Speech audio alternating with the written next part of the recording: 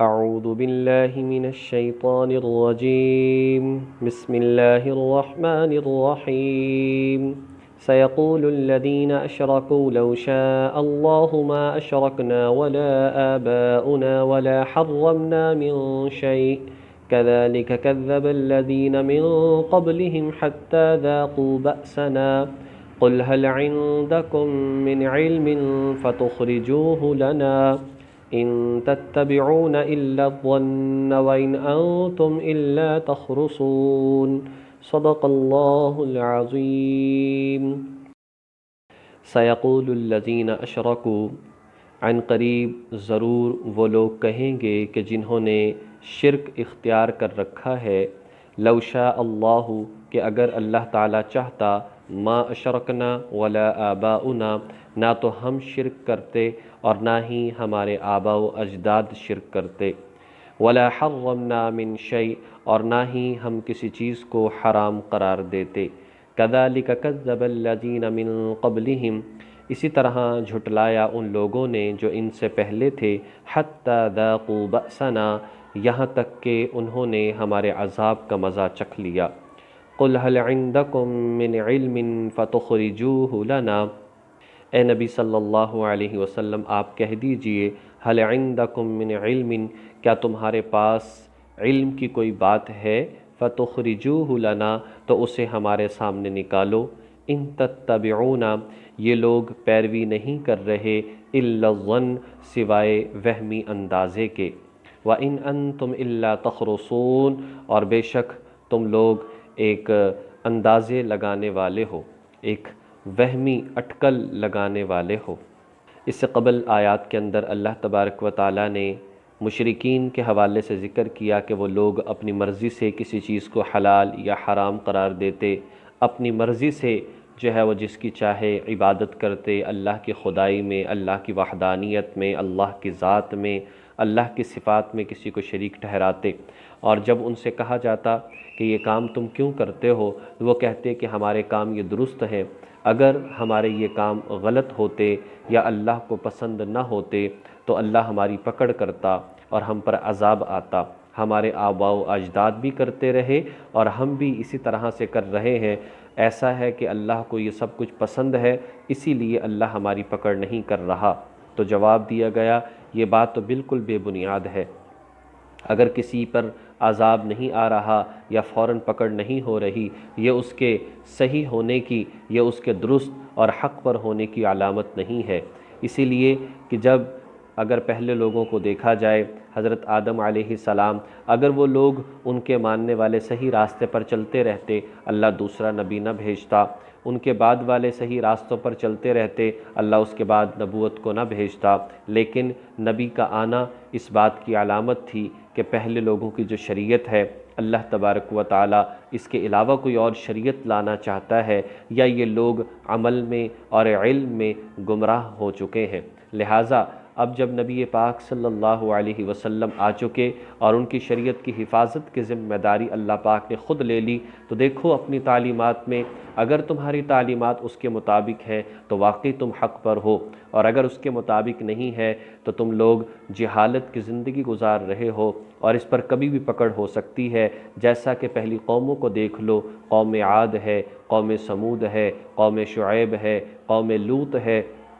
قوم صالح ہے، کہ اللہ تبارک و تعالیٰ نے اسی دنیا میں انہیں عبرت کا نشانہ بنا دیا، اور جن باتوں پر تم چل رہے ہو اس کی کوئی علمی دلیل نہیں ہے، نہ پہلی کتابوں میں اور نہ ہی اب اس قرآن کریم میں۔ اگر تمہارے پاس کوئی ایسی بات ہے فَتُخْرِجُوهُ لَنَا تو اسے ہمارے سامنے نکالو، اور یقینی بات ہے یہ لوگ اپنی مرضی، خواہشات، وہمی اندازے، اس کے علاوہ کسی چیز پر یہ لوگ عمل نہیں کر رہے۔ قُلْ فَلِلَّهِ الْحُجَّةُ الْبَالِغَةُ اے نبی صلی اللہ علیہ وسلم آپ کہہ دیجئے بس اللہ ہی کے لیے ہے الحجہ، ایسی دلیل، البالغہ جو پہنچنے والی ہے، جو حق تک پہنچنے والی ہے، جو دلوں میں اتر جانے والی ہے، اور جو حقیقت پر مبنی ہے۔ فَلَوْ شَاءَ لَهَدَاكُمْ أَجْمَعِينَ بس اگر اللہ تعالیٰ چاہتا تو تم سب کو ہدایت پر لے آتا،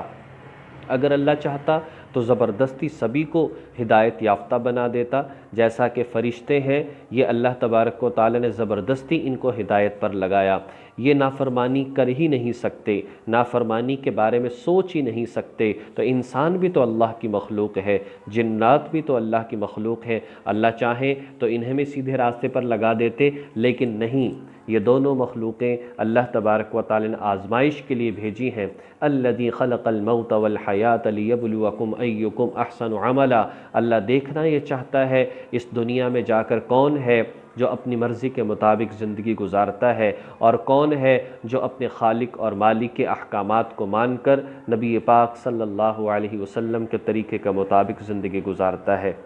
قل هلم شہداءکم الذین یشہدون ان اللہ حرم ھذا، قل ان سے کہیے، ہلم لے آؤ، شہداءکم اپنے ان گواہوں کو، الذین یشہدون کہ جو گواہی دیں، ان اللہ حرم ھذا کہ اللہ تعالیٰ نے ان چیزوں کو حرام قرار دیا ہے۔ تو مختلف جانوروں کو، پیداواروں کو جو حرام قرار دیتے ہو، تو ایسے معبودوں کو لے کر آؤ جو گواہی دے کہ واقعی اللہ نے یہ چیزیں حرام قرار دی ہیں۔ فَإِن شَاہِدُوا، پس اگر یہ گواہی دے بھی دیں، یعنی جو ایسے معبود ہیں جو انسانوں میں سے ہیں، یا اسی طریقے سے ایسے معبود ہیں جو انہوں نے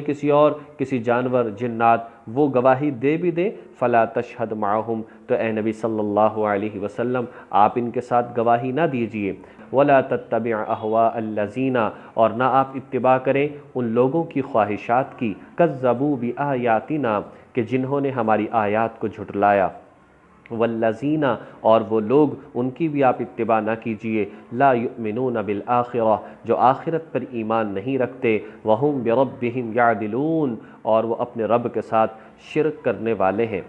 عام سی باتیں اور سادہ سی باتیں ان آیات کے اندر بیان فرمائی ہیں۔ بات جو سمجھ میں آتی ہے وہ یہ ہے کہ اللہ جل شانہ نے ہمیں قرآن کریم عطا فرمایا، ہمیں احادیث مبارکہ عطا فرمائیں، صحابہ کی مبارک زندگی موجود ہے، اور یہ ایسی کامل اور مکمل دین ہے جو قیامت تک ہماری رہنمائی کر رہا ہے، ایسا کامل، مکمل اور محفوظ دین ہے جو اللہ تبارک و تعالی نے عطا فرمایا، نبی پاک صلی اللہ علیہ وسلم کو دیا تو اپنے پاس بچایا کچھ نہیں، اور پھر نبی پاک صلی اللہ علیہ وسلم نے صحابہ کرام کو دیا تو اپنے پاس چھپایا کچھ نہیں، اور صحابہ کرام نے اسی طریقے سے اس دین کو حضور سے لیا اور امت تک پہنچایا، اپنے پاس سے اس میں ملایا کچھ نہیں۔ یہ ایسا خالص، مکمل، اکمل اور کامل دین ہے جو دین کے ہر موقع پر